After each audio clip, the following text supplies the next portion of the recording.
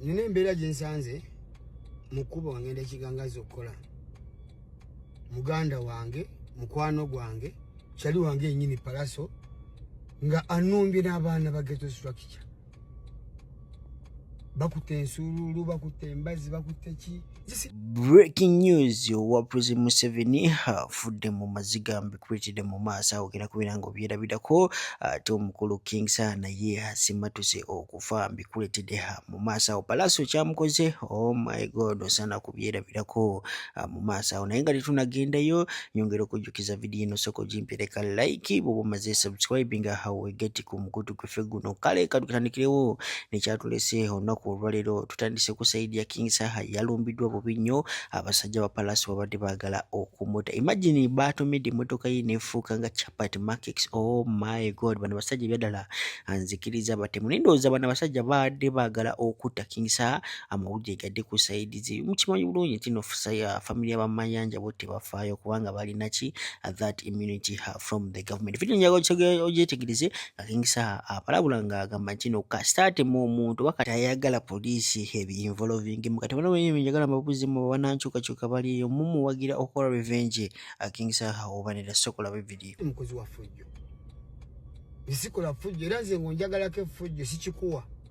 Siri mukozi wa fujjo era nga wobeera eyo ngolowooza oyagala fujjo, I denounce myself ku bintu bya fujjo.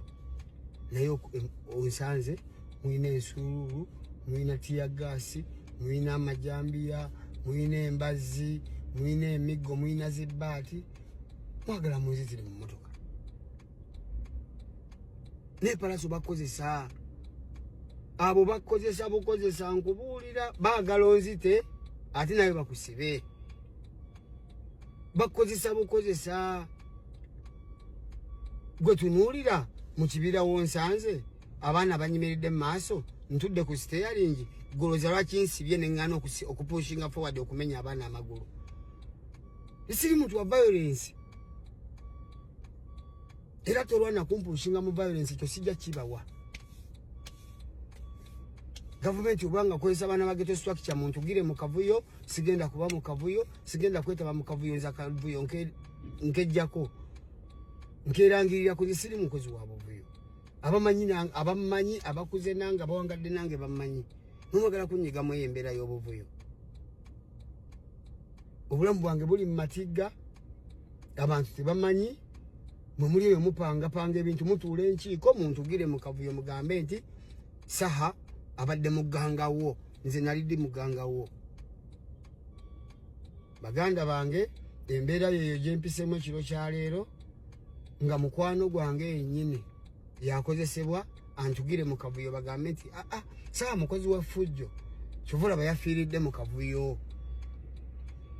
Ebyo baganda bange, salaamu alaikum warahmatullahi wabarakatuh. Bino gavumenti yeefuula etabiraba, mulinda bamale kunzita. Gavumenti banumba ogwasooka nenerwanako nenvaawo, banumbye ogwokubiri ganga namba ennumba ngerimu n'abaana ba ghetto structure. Mwagala bamale kunzita, mulinda bamale kuntuga. Ndowooza King Sir mumulidde bulungi nnyo olunaku olwaleero. Ebyo nga tubitadde ku mabbali. Omukolo Kalango kuli mu kubeera nkulaba ku screen yo afudde mu road accident abadde addayo ewuwe. Oh my god, ono senior presidential advisor mbu abadde atulugunya abaana b'enkyukakyuka saidi zeeyo Kayunga.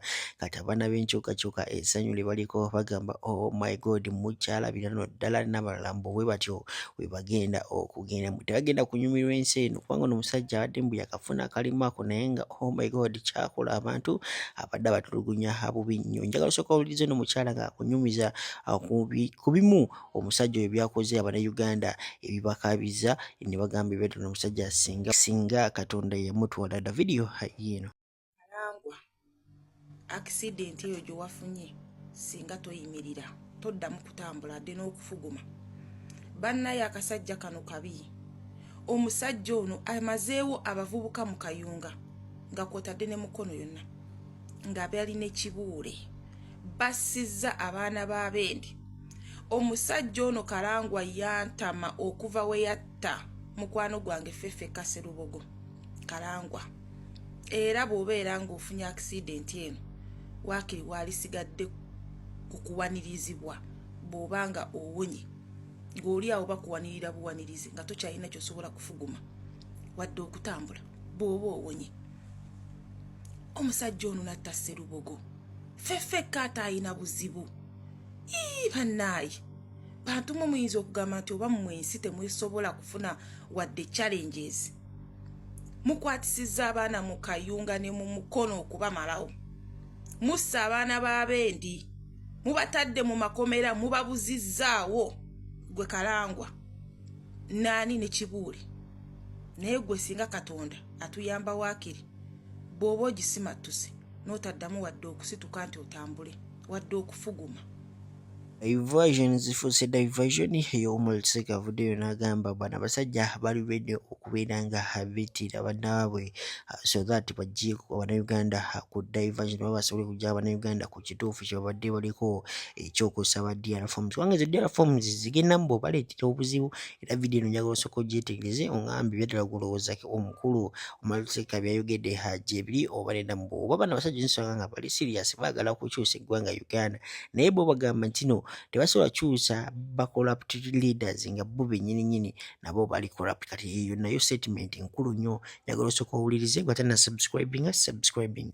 Bino byonna bye bakulaga mbu simanyi bayiye amagye Anita Amongi simanyi biki bali kuggwe bazanyira ku emotions zo kubanga Anita Amongi wamukyawa tomwagala babbi batugumbudde Bannayuganda bw'olaba ekizibu kyonna ekimutuukako ogamba bugambi otyo kale naye ng'ekizibu saawa zino kibakulaga ekituuka ku Anita Amongi katemba waabwe baagala bwe tuba twogera ku nsonga z'eggwanga lyaffe nga tuli mu byabwe gundi alwanagana ne gundi olondeko side gwa gy'olwanira obeeraawo ng'owoza kale at least kumbe bakutwala bakuvuga.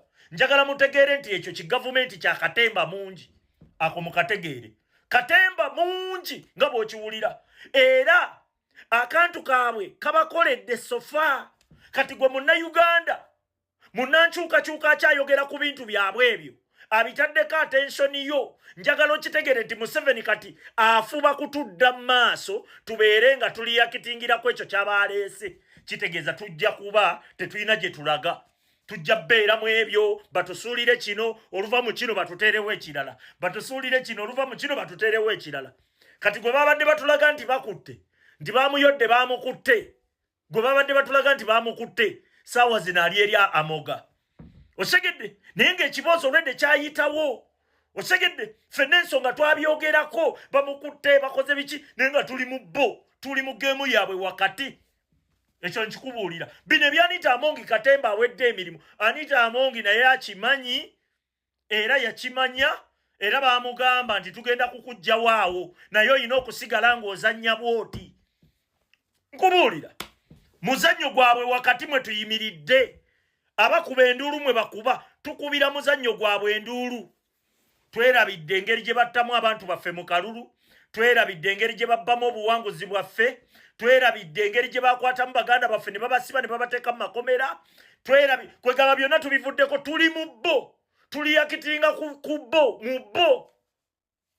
Tubeere bagezi Bannayuganda ekyo kigeemu baagenza otandika okizannya nga Museveni amaze layira mujjukira okategedde Museveni ayagala nnoonya ngeri gy'akakkanyamu bunkenke buli mu ggwanga Uganda kubanga alaba ebintu tebiri kuki tebiri mu control ye ayagala kulaba engeri gy'abizza mu control ye naye engeri yokka gy'asobola obizza mu control ye ng'amaze okontrolinga media osegedde media gy'abala.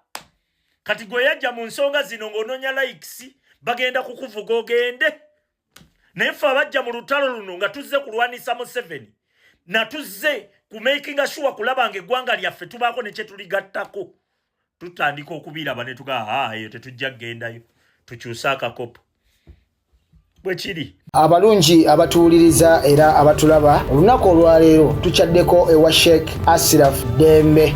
Sebo nsanyusa okubalaba amannya agange yeze Sheikh Ashraf Dembe akola ku bizibu by'enjawulo omuntu singa aba alina ebirwadde tumusomereddwa tumuwa amazzi ga lukuya nga bw'obadde ogalaba tugenda abantu ku kyoto ne twokya emizimu emibi egibabaamu n'okulomba edduwa abantu singa abeera ng'ali wano atuuse sobola okumulombeera edduwa ne waba atatuuse nga mpadde amannya ge naye ng'ali wala nga neetaase enamba yange yeeno eri 0701763711. Nammwe bannyinaffe abali ebweru oyagala okuba nti oyagala okulombera ku ddwa ng'olina ebizibu viza zibuze amaka gakolongotana sente zikola zimpita mu ngalo ojja kumpeereza ekifaananyi kyo n'amannya go ebyo byokka bijja kummala nja kukulombera edduwa ojja kutereera. Olunaku olusembayo mu mwezi mba n'edduwa eyawamu ffenna n'abalwadde bange abakadde n'abapya. Salaamu alaikum warahmatullahi wabarakatuh.